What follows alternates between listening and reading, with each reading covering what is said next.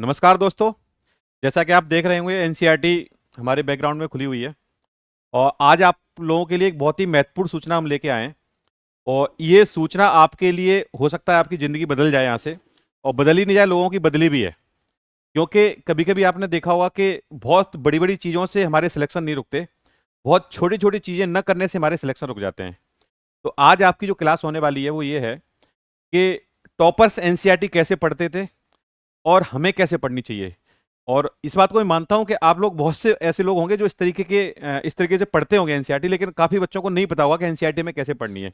इसके पीछे ये भी रीजन मैं बताऊंगा आपको कि हमें इससे को ऐसे पढ़ने का फायदे क्या होंगे, क्योंकि एनसीईआरटी आपको बहुत सारी पढ़नी होगी 6 से लेकर 12 तक। जैसा कि आपने सुना होगा कि 6 से लेकर 12 तक हिस्ट्री भी पढ़नी है, ज्योग्राफी भी पढ़नी है। तो जब बहुत सारी एनसीईआरटी, आपको 10 से 15 एनसीईआरटी का ढेर लग जाता है। और जब एग्जाम हम देने जाते हैं तो एग्जाम से पहले हमें बार बार बोला जाता है कि आप रिवाइज करो। और एकदम सारी एनसीईआरटी फिर से पढ़ने बैठेंगे तो फिर हमें 2 महीने लग जाएंगे। तो एग्जाम से पहले हम क्विकली कब रिवाइज करें और कितनी बार रिवाइज कर सकते हैं, ये हम देखेंगे। और जो आपको एनसीईआरटी जो आप पीछे देख रहे हो, अभी आपको मैं 2 एनसीईआरटी के कुछ डेमो आपके लिए लेके आया हूँ। कि एक तो एनवायरनमेंट का, क्योंकि एनवायरनमेंट पढ़ाता हूँ मैं, और दूसरी हमारी एनसीईआरटी अभी आपको दिखाऊंगा जो हिस्ट्री की है, कि उन्होंने पढ़ते वक्त क्या स्ट्रेटजी को अपनाया।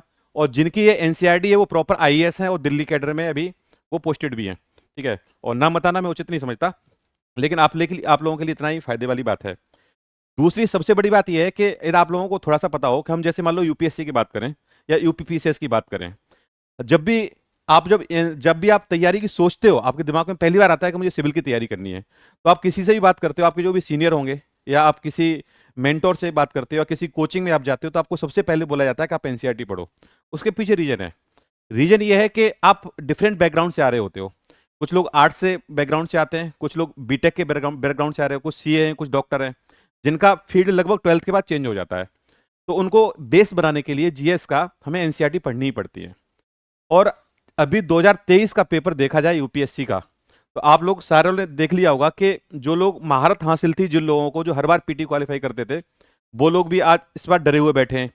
क्योंकि इस बार जो एलिमिनेशन की जो टेक्निक थी, जिसमें वो लोग बहुत ही महारत हासिल कर बैठे थे और उनको ये पता था कि उनको कैसे, क्योंकि आप लोग एक चीज समझ रहे हैं अभी कि अभी पिछले 2-3 साल की बात करें, मैं तो कह रहा हूं पिछले 5 साल के यूपीएससी के हम प्रीलिम्स की बात करें, तो उसकी कट ऑफ लगभग 40 से 45 क्वेश्चन के आसपास जा रही है।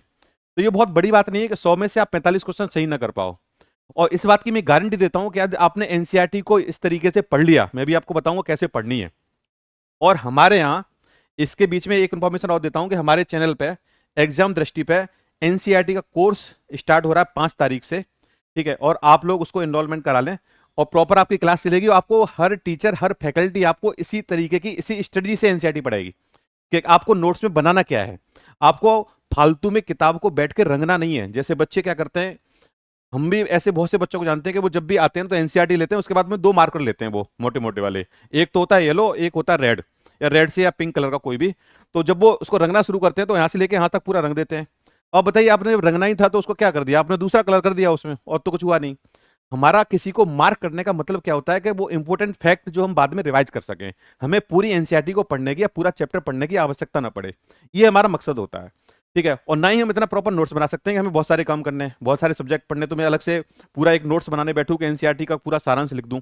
ये भी बिल्कुल नहीं करना है, क्योंकि आपको बहुत सारे फैक्ट्स दोबारा से भी नजर पड़ी जाती है पढ़ने के लिए। तो थोड़ा सा इन्फॉर्मेशन आपको ये बता देता हूँ कि हमारे अभी चैनल पर अभी स्टार्ट होने वाला है क्या नाम है, एनसीईआरटी का कोर्स। और एनसीईआरटी की जो फीस है वो अभी हमने 2999 रखी हुई है, ऑफलाइन बैच और ऑनलाइन दोनों के लिए। और शुरू के जो 50 बच्चे हैं, NCERT foundation batch course start हो रहा है, उसकी फीस 2999 है। बैच स्टार्ट हमारा हो रहा है 5 जून से। और यदि बहुत से बच्चे ऐसे होते हैं, सर हमें पूरा एनसीईआरटी नहीं पढ़ना है, हम पढ़ चुके हैं बहुत सारा, हमें सर हिस्ट्री की ही पढ़नी है खाली, हमें ज्योग्राफी ही पढ़ना है, या हमें इकोनॉमिक्स ही पढ़नी है, तो आप लोग इसके लिए एकदम स्वतंत्र हो। आप अलग एकदम सब्जेक्ट वाइज भी पढ़ सकते हो, जिसकी फीस हमने रखी है 1499। ठीक। और एग्जाम दृष्टि के एप्लीकेशन का आप डाउनलोड करोगे, 5 तारीख से क्लास शुरू हो रही है, यहाँ से आप ये सब चीजें परचेज कर सकते हो। उसके बाद भी आप यहाँ पे डाउनलोड द ऐप एग्जाम दृष्टि फ्रॉम प्ले स्टोर से आप यहाँ से कर सकते हो। ठीक है, तो यहाँ से आपको कोई समस्या आने वाली नहीं है। आज हम जो चर्चा करने वाले ये हैं कि एनसीईआरटी हम कैसे पढ़ें, टॉपर्स ने कैसे पढ़ी थी। पहली चीज तो हमें ये आज अच्छे से जाननी है, क्योंकि आप लोगों को लग रहा है सर बहुत छोटी चीज है, सर ये भी कोई बताता है क्या कैसे पढ़नी है। मैं तो ये कहता हूँ कि यूपीएससी की तैयारी के दौरान आपने ऐसे बहुत से बच्चे देखे होंगे जिन्होंने घर पे बैठ के यूपीएससी को निकाल दिया। उनके पीछे रीजन सिर्फ ये था कि उनकी प्रॉपर गाइडेंस हो रही थी। और हम हर बार एक शब्द सुनते रहते हैं, सर गाइडेंस चाहिए, मेंटोर चाहिए, मेंटोर चाहिए। एक्चुअली वो मेंटोर करता क्या है, आपको क्या बताता है? पढ़ाई तो सब कर रहे हैं, पढ़ाई तो सारी कोचिंग में बैठे, आपने बहुत सारे लोगों ने ऑनलाइन बहुत सारे कोर्स भी खरीद रखे होंगे, वहां से भी पढ़ रहे हो। लेकिन बाकी ऐसा क्या वो अलग करते हैं कि वो आईएएस बन जाते हैं, आईपीएस बन जाते हैं? अभी ऐसे बहुत से बच्चे हैं जो घर में दिव्या तंवर, घर में बैठ के उस उन्होंने आईपीएस को क्वालिफाई किया, आईपीएस बनी पिछले बैच में, इस बार प्रॉपर आईएएस हो गई। तो उनके पास संसाधन भी नहीं थे, ये काम उन्होंने भी ऑनलाइन कोर्स करके कहीं से पढ़ा होगा। तो आप भी ये काम कर सकते हो, लेकिन आप उस बीच में ऐसे छोटे काम कौन से करोगे जो मैं आपको बताऊंगा। जैसे आज हम लोग एनसीईआरटी को लेकर के बेसिकली बात कर रहे हैं कि एनसीईआरटी ये लोग कैसे पढ़ते थे, ठीक। और सबसे बड़ी बात यह है कि अब जो स्ट्रेटजी यूपीएससी ने बदली है, यूपीएससी के बारे में कहावत है कि यूपीएससी को आज तक किसी ने जान नहीं पाया, और यूपीएससी चाहती भी है ना कोई जान पाएगा उसको।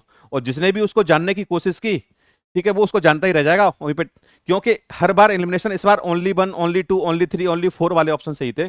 ऐसा नहीं कि एलिमिनेशन खत्म हो गया है, ये बात नहीं है। लेकिन अब आपको नॉलेज की जरूरत है। यदि आपको 3 स्टेटमेंट दे रखे हैं और 3 स्टेटमेंट में से यदि एक स्टेटमेंट को बारे में पता है, यदि आपने कहीं पढ़ा है, तो कम से कम आपको यह तो पता रहेगा कि इसके तीनों स्टेटमेंट तो सही नहीं होंगे, या तो एक सही होगा या दो सही होगा। तब भी आप कम से कम 75% एक्यूरेसी पे आ जाओगे, पॉसिबिलिटी पे आ जाओगे। अब जो मैं एनसीईआरटी आपको दिखा रहा हूँ कि आपको एनसीईआरटी पढ़नी कैसे है, मैं आज पूरी एनसीईआरटी की चर्चा करूंगा। कुछ मेरे पास 8-9 पेज इसके हैं एनवायरमेंट के, और कुछ मेरे पास में हिस्ट्री की एनसीईआरटी है, उसके मेरे पास पेजेज हैं। तो आप लोगों को कितनी आसानी से, ये आप लोगों के लिए बहुत हार्ड एंड फास्ट कोई रॉकेट साइंस नहीं है इसमें। आप लोगों को ये लगेगा नहीं सर इसमें तो हमें सीखना पड़ेगा, आपको करना कुछ नहीं, आप जो पढ़ रहे हैं ना बस उस पढ़ने की स्ट्रेटजी को बदलना है और कुछ नहीं करना है। और इस स्ट्रेटजी का फायदा जब होगा जब एक एनसीईआरटी को आप 2 घंटे में रिवाइज कर पाओगे पूरी, यदि मेरी तरीके से, यदि हमारे तरीके से, चैनल के तरीके से, जो आपको बताया जाएगा कि आपको प्रॉपर नोट्स कैसे बनाने हैं और एनसीईआरटी में कहां पर आपको हाईलाइट करना है, कहां आपको नोट्स बनाना है, यदि आपने ये काम कर लिया, इस बात की मैं गारंटी देता हूं कि जब आप एक एनसीईआरटी उठाओगे ना बाद में, आपको 2 घंटे लगेंगे रिवाइज करने के लिए। और एग्जाम से पहले आपने 10 बार रिवाइज कर लिया।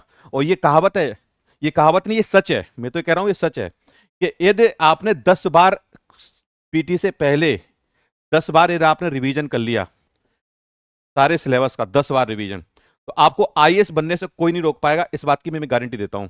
बशर्ते आप कर लेना, और जो नहीं बनते वो नहीं करते हैं, सीधी सी बात है। मैं आपसे ये नहीं कह रहा हूं कि सर उनका नहीं हुआ, मैं कह रहा हूं कि उन्होंने 10 बार किया ही ना होगा। जिसने 10 बार कर लिया, आपके फैक्ट दिमाग में रट जाएंगे, चाहे यूपीएससी कितना भी डायनेमिक हो जाए, यूपीएससी इसके बदले कोई दूसरे ऑप्शन और लेके आ जाए, क्योंकि आपके पास नॉलेज है, आपने 10 बार चीजों को पढ़ा है, आपने एक ही किताब को 10 बार पढ़ा है। ये भी कहा जाता है कि 10 किताबें एक एक बार मत पढ़ो, एक किताब को 10 बार पढ़ो, वो आपके काम आने वाली है। अब जैसे जी मैं बता रहा था आपको कि जो ये एनसीईआरटी है, देखिए ये एनसीईआरटी क्या है, ये बायोलॉजी की एनसीईआरटी से हमारे कुछ एनवायरमेंट के चैप्टर्स हैं, वहां से हम लोग पढ़ते हैं। अब इस एनसीईआरटी में ये पूरी एनसीईआरटी के आपने मान लो पढ़ा, ठीक। अब आपने क्या किया, आपने हाईलाइट कर दिया कि ये सारी चीजें आपने हाईलाइट करते गए, जैव मंडल क्या होता है, ठीक है, लेवल ऑफ ऑर्गेनाइजेशन क्या है, यहाँ पे ये सब चीजें हाईलाइट कर दी। अब आप मुझे पढ़ोगे, आप जब बाद में इसको पढ़ोगे तो इसको हाईलाइट के लिए दोबारा से आपको फिर पढ़ना पड़ेगा। लेकिन जो सर हैं जो सिलेक्टेड हैं उनका ही राइटिंग है ये, और उन्होंने ये सब लिखा हुआ है, इसमें मेरा कुछ भी नहीं है, ठीक। अब उन्होंने क्या किया, इस पूरे एनसीईआरटी को जो ये उन्होंने क्या, जो बाद में चीजें पढ़ी है ना वो पहले पेज से यहाँ पे लिख दी हैं कि जैसे ये पेज नंबर इतने पर, ये पेज नंबर पर, जब आपको रिवाइज करना हो तो इस चीज को आप यहाँ से पढ़ सको, लिंक कर सको। अब इन्होंने घास स्थल के बारे में यहाँ लिख दिया, ठीक है। अब इन्होंने जैसे बताया कि इन्वायरमेंट, सबसे पहला क्वेश्चन आता है इन्वायरमेंट है क्या, ठीक है।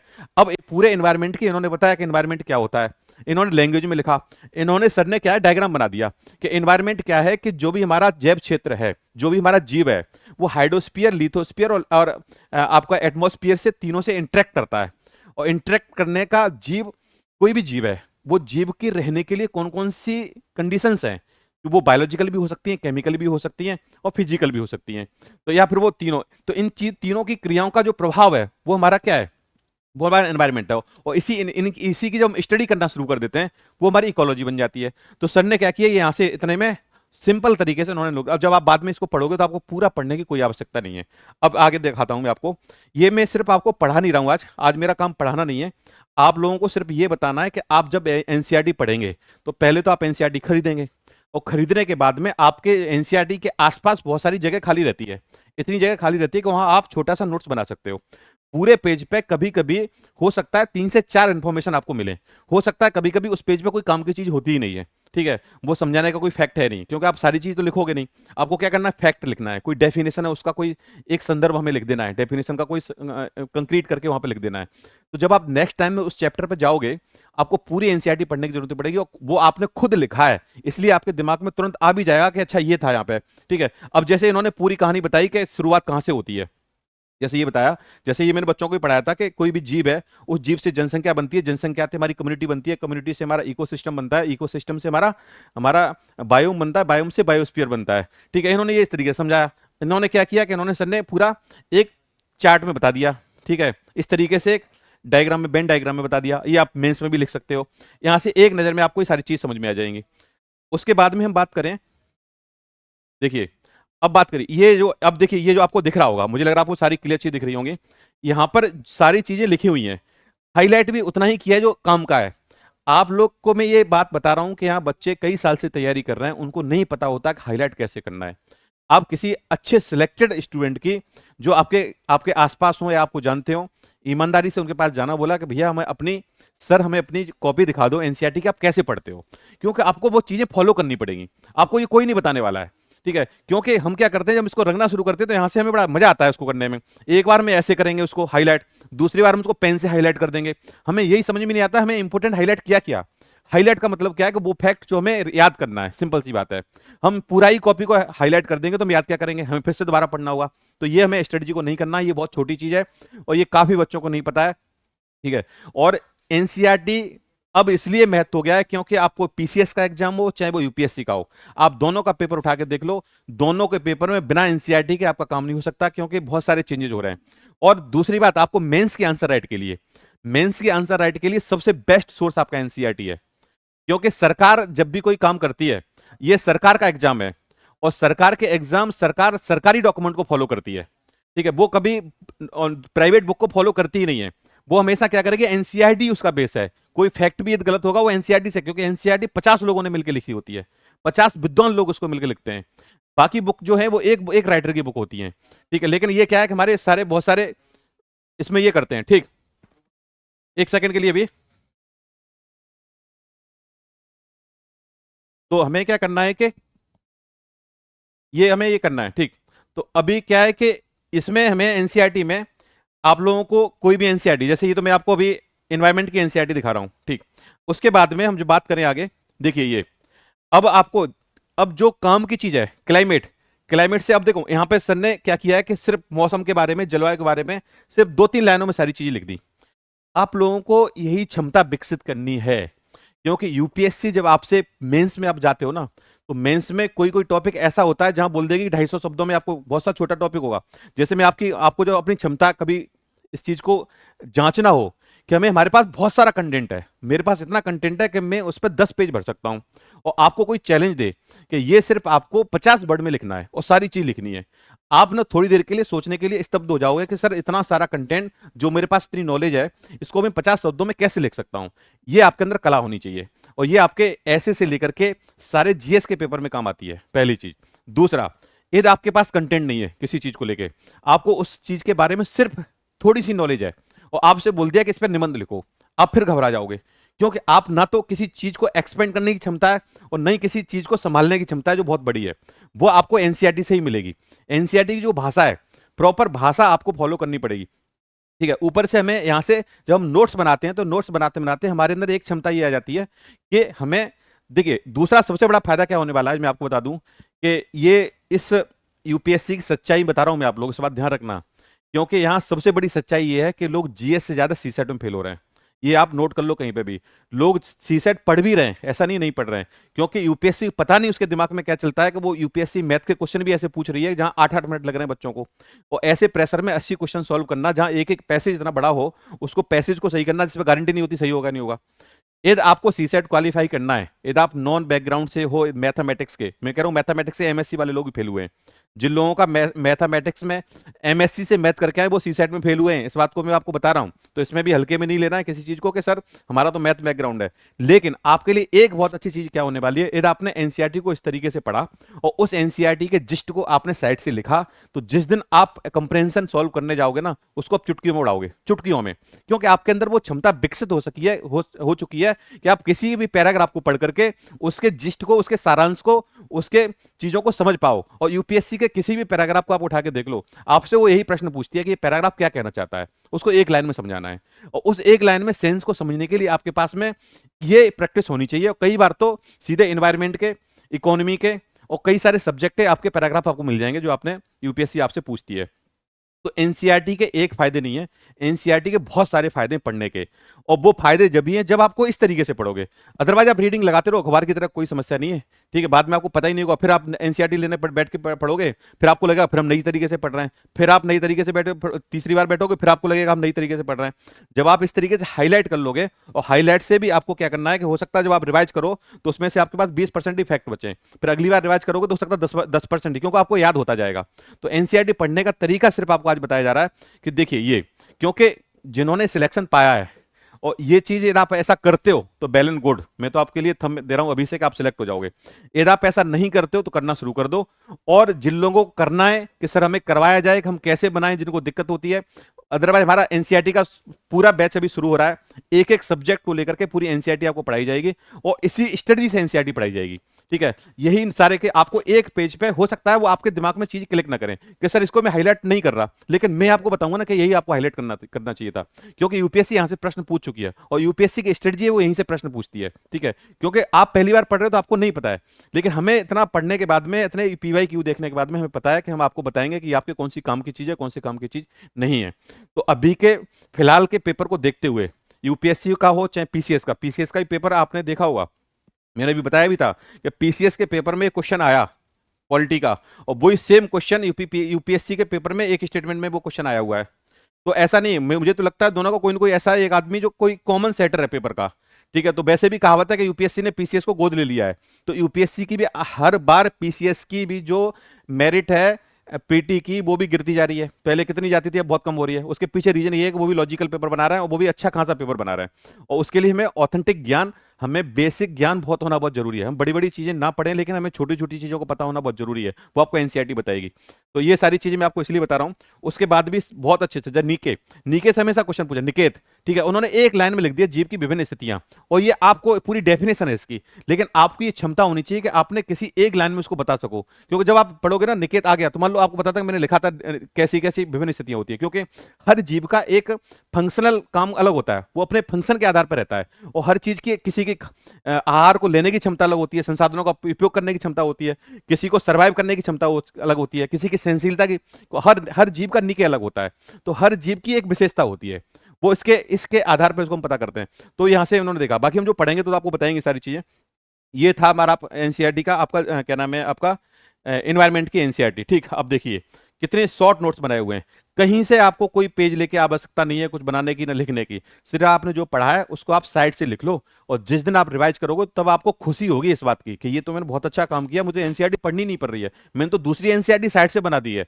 और तीसरी बार में और सॉर्ट कर दो उसको, हो सकता है तीसरी बार में और कोई फैक्ट मिल जाए। जब आप ऐसे पढ़ोगे तो मैं इस बात की गारंटी देता हूं कि एक साल के अंदर आप प्रॉपर आईएएस होगे। आईपीएस की बात नहीं कर रहा हूं मैं, आईएएस, बशर्ते इतनी मेहनत करनी पड़ेगी आपको। ये एग्जाम मेहनत का तो है, सीधी सी बात है, क्योंकि इसमें आपको 12 से 15 सब्जेक्ट पढ़ने पड़ते हैं। और जब इसका सिलेबस एक साल से लेकर 1.5 साल लगती है, और भारत की सबसे बड़ी नौकरी है, तो ये आसानी से तो नहीं मिलने वाली। और जिन लोगों को मिली है उनसे आप बात करके देख लो, यदि आपकी बात हो सके तो, कि वो कितनी मेहनत करते हैं। प्लस मेहनत के साथ में प्रॉपर गाइडेंस चाहिए आपको, प्रॉपर गाइडेंस के साथ में प्रॉपर नोट्स आपको बनाने, क्योंकि अब पीटी निकालना बहुत मुश्किल हो गया है। लोग ऐसे ऐसे बैठे हैं, मैं आपको ऐसे लोग, ऐसे बच्चों को, बहुत से बच्चों को जानता हूं कि जिस दिन उनका पीटी निकल गया ना वो टॉप 100 में दिखाई देंगे।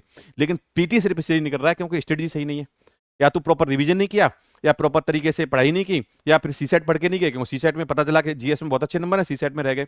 तो सीसेट अपने आप में सबसे भयावह कंडीशन बनी हुई है लोगों के जहन में। लोगों को सपने में सीसेट आ रहा है, ठीक है, और सीसेट को सॉल्व करने का तरीका यहीं से निकलेगा, यही रास्ता है। 30 से 35 कंप्रहेंशन आते हैं, यदि आप उसी को फोकस करके चले जाओगे ना, 30 में से कम 28 सही करके आओगे, ठीक है। ये अब मैं आपको जैसे एक और मैं दिखा देता हूं ना, एक आप बोलोगे सर ये आपने खाली एनवायरनमेंट में ही किया होगा उन्होंने और किसी में नहीं किया। मैं आपको ज्योग्राफी की भी दिखा देता हूँ, ये हिस्ट्री का भी दिखा सकता हूँ, एंशियंट हिस्ट्री का भी लेके आया हूँ। देखिए वहां पर तो बहुत कम मैटर था, यहाँ बहुत सारा मैटर है। इसको पढ़ने के बाद में इसके पूरे 2 पेज में सिर्फ इतनी काम की चीजें हैं, उन्होंने ऊपर यहाँ लिखा है, यहाँ लिखा है, यहाँ लिखा है। और ये फैक्ट आपको कभी ना कभी किसी एग्जाम में मिल जाएंगे, क्योंकि हमने सारा पढ़ा और पढ़ने के बाद में हमने यहाँ पे इसको नोट कर दिया। क्या जरूरत है हमको पूरा दोबारा पढ़े? जब मैं दोबारा पढ़ूंगा एक बार तो मैं जो मुझे लगेगा बीच में कुछ हाईलाइट किया उसको पढ़ना है, नहीं तो मैं साइड से पढ़ूंगा, निकल लूंगा आराम से। मुझे 2 घंटे में एनसीईआरटी खत्म हो जाएगी। मैं तो 10 घंटे में सारी एनसीईआरटी खत्म कर दूंगा। एग्जाम से पहले, एग्जाम सेंटर पर जाने से पहले एनसीईआरटी खत्म कर लूंगा एक बार, क्योंकि रिवीजन दिमाग में रहना चाहिए। चीजें इतनी मेमोरेबल नहीं रहती हैं कि आप एक बार पढ़ लोगे तो हमेशा जिंदगी भर के लिए याद रहेगा। बहुत कम चीजें ऐसी होती हैं जो याद रहने वाली हैं, वो आपको पता होगा कौन सी चीज याद रहती है। ठीक है, उसके बाद में देखिए, ये यहाँ फैक्ट है, यहाँ पे इन्होंने सारा कुछ पढ़ने के बाद में सिर्फ इतनी चीज में यहाँ पे लिख दिया। यही चीज काम की है। अभिज्ञान शाकुंतलम क्वेश्चन पूछा गया था। ठीक है, भगवत गीता किसने इसका ट्रांसलेशन किया, ऊपर से एसएससी सोसाइटी, ये यूपीपीसीएस में ऐसे डायरेक्ट प्रश्न आ जाते हैं। ये पीसीएस के लिए तो रामबाण है, यूपीएससी के लिए तो है ही, यूपीपीसीएस के लिए ये फैक्ट तो रामबाण है। यूपीपीसीएस तो इसी पे काम ही करती है, उसका तो मेन काम ही यही है कि लोगों से फैक्ट पूछो। ठीक, तो अब इस तरीके से एनसीईआरटी आप पढ़ोगे और हम लोग आपको इसी तरीके से पढ़ाएंगे। ये सारे फैक्ट्स कम कम छोटी छोटी जगह में आपको दे रखे हैं और यही सारी चीजें काम आने वाली हैं, और बस आपको पता होना चाहिए। बस पता ये है कि जब आप एनसीईआरटी हमारे थ्रू यहाँ पढ़ोगे अभी, तो आपको ये पता रहेगा कि सर अब हमें समझ में आने लग गया है कि सर किस चीज को हाईलाइट करना है। सबसे बड़ी समस्या हाईलाइट क्या करना है, दूसरी समस्या सारा लोग हाईलाइट कर देते हैं, तीसरी समस्या उसको कहां पे कैसे हाईलाइट करके लिखना क्या है, क्योंकि हमें यही नहीं पता कि हाईलाइट क्या करें। हम इसलिए सारा रंग देते हैं, लेके आए पूरा मार्कर और फिर हम दूसरा एक डिब्बा और लेके आते हैं, उसके साथ में उसमें कलर होता है, उसको ऐसे रात में लगा देते हैं, फिर उसमें फिर भर जाता है वो। तो वो डिब्बे खत्म हो जाएंगे 8-10 आपके, लेकिन कुछ होने वाला नहीं है, क्योंकि आपको मजा आ रहा था रंगने में, पहले पीले से, फिर लाल से, और फिर पेन से। ठीक है, लेकिन किसी दूसरे व्यक्ति ने गलती से देख लिया आपकी बुक तो वो बेहोश हो जाएगा, क्योंकि वो लेगा पता नहीं कितनी पढ़ाई की है इसने। लेकिन समझदार व्यक्ति देख लेगा तो वो जान जाएगा कुछ पढ़ाई नहीं की इसने, सिर्फ रंगाई की है इसने। तो हमें करना क्या है कि हमें इस चीज को खुद ही तय करना पड़ेगा कि कौन सी चीज इंपॉर्टेंट है, कौन से हमारे काम में आने वाली है। वो आपको तभी समझ में आएगी कि आप उस पर काम करोगे, और हम आपको बताएंगे कि आपको क्या हाईलाइट करना है।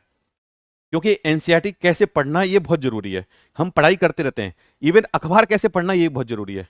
आपको क्या पढ़ना ये भी बहुत जरूरी है। यही आपकी गाइडेंस होती है, यही आपके मेंटरशिप होती है। पढ़ना तो सारे लोग जानते हैं, सारे टीचर आएंगे आपको पढ़ा के चले जाएंगे, बाकी बाकी बड़ी बड़ी कोचिंग में यही होता है, लेकिन कोई नहीं बताता कि बेटा ये काम कर लो, क्योंकि यही आपको सिलेक्शन में रोक रही होती है कहीं ना कहीं।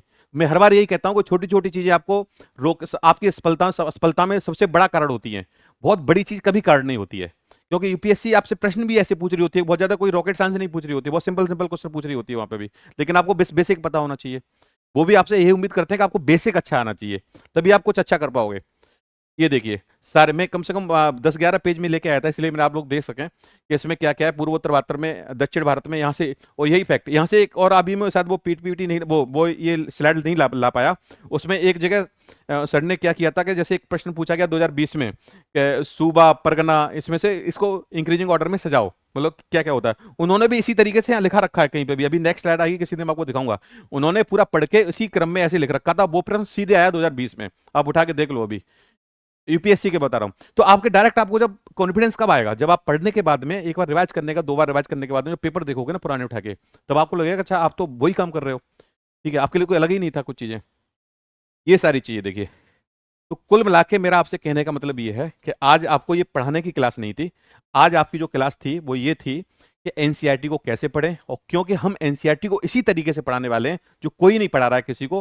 हो सकता है, इस बात की पूरी संभावना है कि आप लोग इस तरीके से पढ़ रहे हो, और जो पढ़ रहा है वो सिलेक्शन पाएगा, इस बात की गारंटी है। क्योंकि हमें बहुत सारी चीजें, हमें रास्ते पर कैसे चलना है, जैसे एक सिंपल सी बात है ना कि रास्ते पर चलना है, आपको सड़क पर चलना है, और सड़क पर कैसे चलना है ये मायने रखता है। बीच सड़क पर चलोगे, पीछे से कोई आएगा, मर जाओगे, क्योंकि फिर आपको साइड से चलना होगा, और साइड से भी चल के आपको देख के चलना पड़ेगा। तो यहाँ चलना मैटर नहीं करता है, सड़क पर चलना मैटर नहीं करता है, सड़क पर किस तरीके से चलना ये मैटर करता है।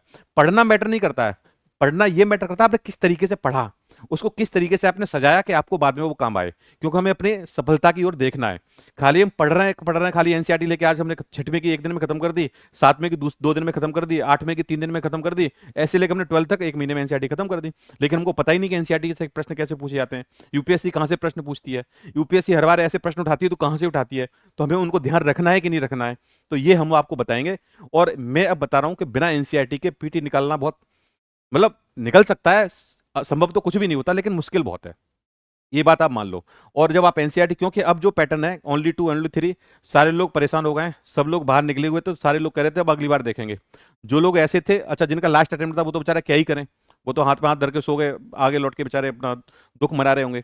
लेकिन और यूपीएससी कर सकती है, कभी भी करेगी, क्योंकि पिछली बार उसने ट्रेलर दिया था, इस बार उसने पूरी मूवी दिखा दी। पिछले वाले पेपर में 5-6 क्वेश्चन थे जो ओनली 2 ओनली 4 वाले थे। लोगों ने कहा चलो ठीक है कोई ट्रायल है, लेकिन यूपीएससी वो ट्रायल कर रही थी कि इसके रिजल्ट क्या आते हैं। उसको लगा कि इसके रिजल्ट बहुत अच्छे आ रहे हैं, तो उसने सारा पेपर ऐसे ही कर दिया। ठीक है, और सारा पेपर करने के बाद में सी सेट भी हार्ड दे दिया। तो कुछ तो वहां पे गए, आधे से ज्यादा सी सेट में गए। और सी सेट में कंप्रहेंशन आपके हाथ में होता है जो फ्री ऑफ कॉस्ट का है। बस आपको थोड़ी सी टेक्निक आ जाए और आपकी रीडिंग हैबिट हो, आपको चीजों को समझने की क्षमता आ जाए। और क्षमता आपको समझने की तभी आएगी जब थॉरोली किसी चीज को पढ़ोगे, क्योंकि पढ़ना भी बहुत जरूरी है, और किस तरीके से पढ़ना है ये भी बहुत जरूरी है। तो आप जल्दी से सारे लोग एकदम पूरा बैच ज्वाइन कर लें। ठीक है, हमारा बैच आने वाला है, और एनसीईआरटी का, और आपको जैसे फीस बताई दी, हमारी सारे कोर्स की फीस 2999 है एनसीईआरटी की, आपको प्रॉपर पढ़ाया जाएगा। ठीक, और उसके बाद में ये एनसीईआरटी फाउंडेशन कोर्स मैं आपको फिर से एक बार बता देता हूं। हमारी सारी एनसीईआरटी आपको इसी तरीके से पूरा जिस्ट और पूरे कॉन्सेप्ट के साथ में आपको पूरी पढ़ाई जाएंगी, आपको पूरे नोट्स प्रॉपर आपकी एनसीईआरटी में बनवाए जाएंगे। ठीक है, जिसकी फीस हमारी 2999 रुपए है, और हमारा बैच स्टार्ट हो रहा है मंडे से, कल से। ठीक, और यदि आप किसी को ऐसा लगता है कि सर हमें अलग से एनसीईआरटी पढ़नी है, हम सारी नहीं पढ़ना चाहते, हम पढ़ चुके हैं, तो आप अलग से ज्योग्राफी की अलग से पढ़ सकते हो, जो भी आपको सब्जेक्ट में बना रहा है उसको पढ़ सकते हो। उसकी फीस हमारी 1499 है, टोटल फीस हमारी इतनी है। एग्जाम दृष्टि के एप्लीकेशन का लिंक आपको नीचे लिंक आपको मिल जाएगा, आप एप्लीकेशन डाउनलोड करो, वहां से आप क्लास कर सकते हो, और जल्दी से जल्दी रजिस्ट्रेशन करा लो, क्योंकि एनसीईआरटी आपके लिए बहुत महत्वपूर्ण है। आप किसी से भी पूछ लो कुछ भी। और हाँ, एक ऑफर हमने आपके लिए निकाल रखा है, जो भी हमारे बच्चे ऑनलाइन के ऑफलाइन के हैं, तो जो भी हमारे ऑनलाइन के बच्चे हैं, जो ऑनलाइन के बच्चे हैं शुरू के टॉप 50, ठीक, उनके लिए हमारी फीस इतनी रहेगी, और ऑफलाइन के लिए 30 बच्चों के लिए हमारी इतनी फीस ऑफलाइन रहेगी। उसके बाद हमारी फीस बढ़ जाएगी। अभी टॉप 50 ऑनलाइन के बच्चों के लिए और टॉप 30 ऑफलाइन के बच्चों के लिए फीस हमारी इतनी है। ये हमारा ऑफर है। उसके बाद में हमारी इसके बाद सीट्स हमारी जैसी फुल हो जाएंगी, टॉप 50 प्लस 30, ठीक है, उसके बाद में हमारी फीस इंक्रीज हो जाएगी, क्योंकि एनसीईआरटी अपना में बहुत बड़ा कोर्स है, एक तरीके से पूरी तैयारी है कि आप हर सब्जेक्ट को पढ़ रहे होते हो, और हर सब्जेक्ट की बेस बिल्डिंग बन रही होती है। तो हमारी फीस उसके बाद में बढ़ जाएगी। अभी उन लोगों के लिए फीस है जो आपको टॉप 50 और टॉप 30, ऑनलाइन के लिए 50, ऑफलाइन के लिए 30 लोगों के लिए सीट्स हमारे लिए, इसके लिए हमने फी रखी है। ठीक, तो बस जल्दी से आप लोग कर लें। ठीक है, आप टाइम बचा रही है, कल से हमारी क्लास शुरू हो रही है, और एनसीईआरटी के मैथ को समझो, यदि आपको सिलेक्शन लेना है, देखिए सिंपल सी बात है, मैं आपसे कहूं और भी लोग आपसे आके कहें, आपको करना वही है जो आप करना चाहेंगे, सिंपल चीज, आपको कोई कुछ करा नहीं सकता है डंडे से, ना किसी ने करा पाया ना कुछ। यदि आपको लगता है कि आपको सिलेक्शन लेना है, ठीक है, और आप सीरियस हो, और ऐसे बच्चों को सिलेक्शन हो रहा है, अभी रिजल्ट आया, सारे लोगों को पता है कैसे कैसे लोग सिलेक्ट हुए, जो मेहनत कर रहा था सिलेक्ट हुआ है। कोई ऊपर से नहीं आता, कोई बाहर से दूसरे घर से नहीं आता, वही आम लोग हैं जो आपके घर के बीच से, आपके आसपास से, आपके पड़ोस से निकल के जा रहे हैं। बस वो क्या है कि वो मेहनत प्रॉपर कर रहे हैं, गाइडेंस प्रॉपर मिल रही है, और वो सिलेक्ट हो रहे हैं। तो ये आप लोग भी ये काम कर सकते हो। तो जल्दी से आप लोग ज्वाइन कर लो, बाकी हम लोग एनसीईआरटी के बैच में मिलते हैं। ठीक है, थैंक यू।